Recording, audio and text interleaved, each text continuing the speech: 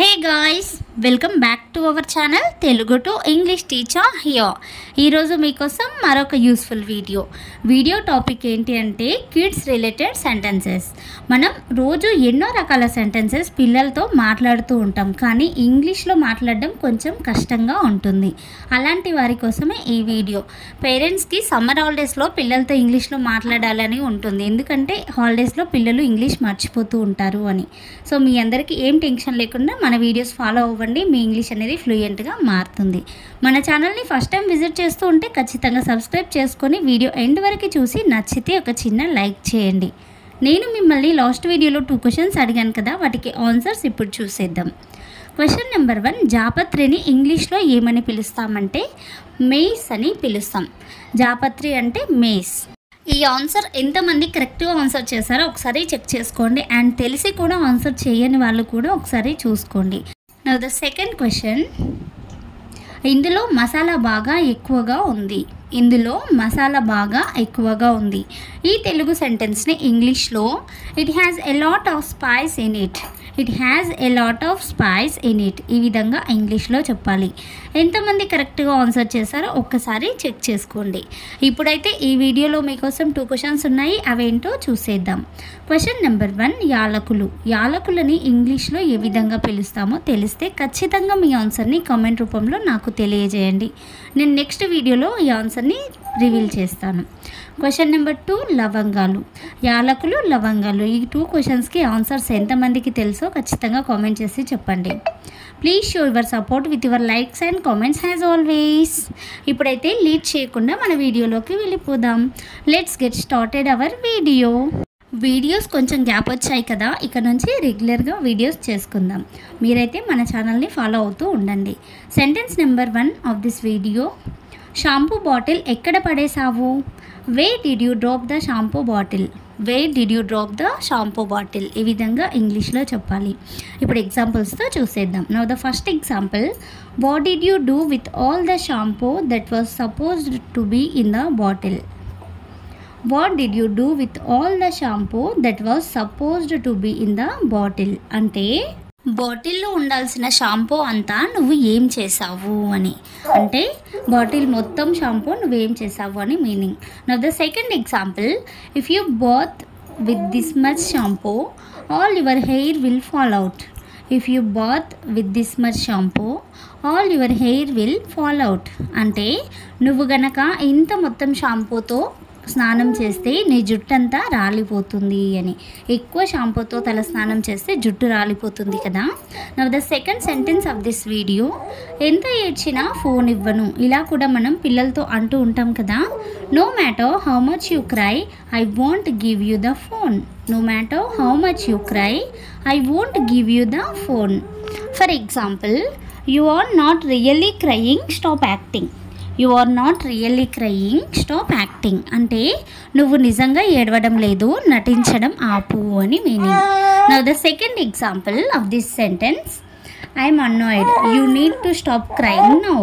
I'm annoyed you need to stop crying now అంటే నాకు చిరాకుగా ఉంది, నువ్వు ఇప్పుడు ఏడవడం ఆపేసేయి అని. లేదా నాకు చాలా చిరాకుగా ఉంది, నువ్వు ఏడవడం ఆపేసేయి. ఇలా కూడా మనం పిల్లలతో మాట్లాడుతూ ఉంటాం కదా. So next sentence of this video, ఈ అన్నం అంతా నువ్వు తినాల్సిందే. ఈ అన్నం అంతా నువ్వు తినాల్సిందే. In English, you have to eat all this rice. You have to eat all this rice. For example, you don't eat properly every day, that's why you have to eat all this rice today. Or you don't eat properly every day, that's why you have to eat all this today అంటే నువ్వు రోజు అన్నం సరిగా తినడం లేదు, అందుకనే ఈరోజు అన్నమంతా తినాల్సిందే అని. ఇలా కూడా చెప్తూ ఉంటారు కదా. So next example, no matter what you say I won't leave you. No matter what you say I won't leave you అంటే నువ్వు ఏమి చెప్పినా సరే నేను నిన్ను తినే వరకు వదిలిపెట్టను, లేదా నేను నిన్ను వదిలిపెట్టను అని. అన్నమంతా తినే వరకు వదిలిపెట్టను అని ఇక్కడ మీనింగ్ వస్తుంది. So next sentence of this video, ఎందుకు డల్గా ఉన్నావు? ఎందుకు డల్గా ఉన్నావు? In English, why are you so dull? Why are you so dull? ఈ విధంగా చెప్తాం. For example, are you okay, why do you look so dull.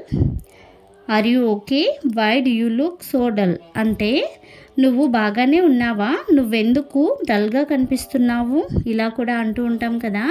So next example, you shouldn't go out in the sun because you are so dull. You shouldn't go out in the sun because you are so dull అంటే నువ్వు ఎండలో బయటికి వెళ్ళొద్దు ఎందుకంటే నువ్వు డల్గా ఉన్నావు అని. ఇలా కూడా మనం పిల్లలతో మాట్లాడుతూ ఉంటాం కదా, ఎండలో మాత్రం అసలు బయటికి పంపించము. ఈ సెంటెన్స్ ఏ పేరెంట్స్కి అయితే యూజ్ అవుతుందో వాళ్ళతో ఈ వీడియో షేర్ చేసుకోండి, వాళ్ళకి కూడా యూస్ఫుల్గా ఉంటుంది. So next sentence of this video, అబద్ధాలు చెప్పడం మొదలు పెట్టావా. అబద్ధాలు చెప్పడం మొదలు పెట్టావా. Have you started lying. Have you started lying ఈ విధంగా చెప్తాం. For example, why didn't you take the money and tell me. Why didn't you take the money and tell me అంటే నువ్వు నాకు చెప్పకుండా డబ్బులు ఎందుకు తీసుకున్నావు అని. పిల్లలు చెప్పకుండా డబ్బులు తీసుకున్నప్పుడు ఇలా మనం చెప్తూ ఉంటాం కదా, లేదా అరుస్తూ కూడా ఉంటాం. So next example, if you లై like that again I will hit you hard.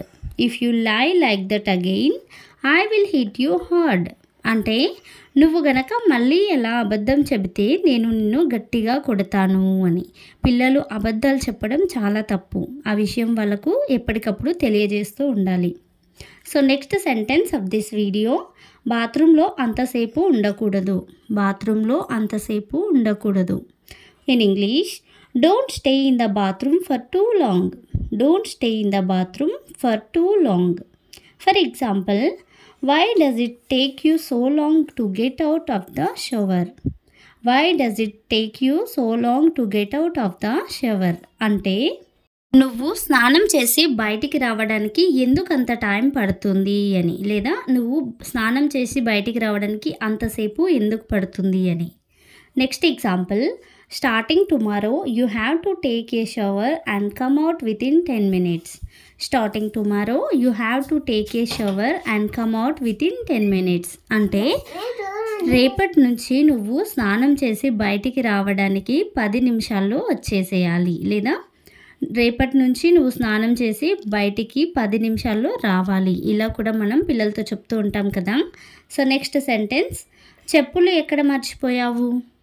చెప్పులు ఎక్కడ మర్చిపోయావు. In English, where did you forget your slippers. Where did you forget your slippers. For example, how did you manage to get on the road without shoes. How did you manage to get on the road without shoes అంటే చెప్పులు లేకుండా నువ్వు road మీద ఎలా నడవగలిగావు, లేదా road మీద ఎలా నడిచావు అని. So next example, go and see if your slippers are at your friend's house.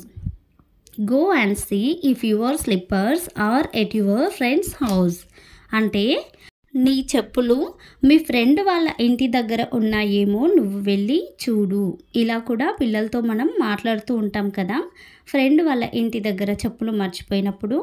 So last sentence of this video, తినేటప్పుడు సౌండ్ చేయకు. పిల్లలు ఎక్కువగా సౌండ్ చేస్తూ తింటూ ఉంటారు కదా. Don't make noise while eating. Don't make noise while eating. For example, if you make noise while eating, it will make the people sitting next to you uncomfortable. If you make noise while eating, it will make the people sitting next to you uncomfortable అంటే నువ్వు గనక తినేటప్పుడు sound చేస్తూ తింటూ ఉంటే నీ పక్కన కూర్చున్న వాళ్ళకి ఇబ్బందిగా ఉంటుంది అని. ఇలా పిల్లలకు చెప్తేనే అర్థమవుతుంది. Now the last example. So from now on, try not to make noise while eating. So from now on, try not to make noise while eating అంటే కాబట్టి ఇప్పటి నుంచి నువ్వు తినేటప్పుడు శబ్దం చేయకుండా ఉండటానికి ప్రయత్నించు, లేదా ప్రయత్నం చేయి అని మీనింగ్. వీడియోని కంప్లీట్గా చూసినందుకు థ్యాంక్ యూ సో మచ్. అలాగే మన ఛానల్ని ఫస్ట్ టైం చూస్తూ ఉంటే ఖచ్చితంగా సబ్స్క్రైబ్ చేసుకొని వీడియో చూసారు కదా, నచ్చితే అండ్ యూస్ఫుల్ అనిపిస్తేనే ఒక చిన్న లైక్ చేయండి. ఈ వీడియో ఏ పేరెంట్స్కి అయితే యూజ్ అవుతుందో వాళ్ళతో షేర్ చేసుకోండి. వీడియోలో ఉన్న 2 క్వశ్చన్స్కి తప్పకుండా ఆన్సర్ చేయండి. నెక్స్ట్ వీడియో ఏ టాపిక్ నుంచి కావాలో కామెంట్ చేసి చెప్పండి. మరొక ఇంట్రెస్టింగ్ టాపిక్తో మళ్ళీ కలుద్దాం.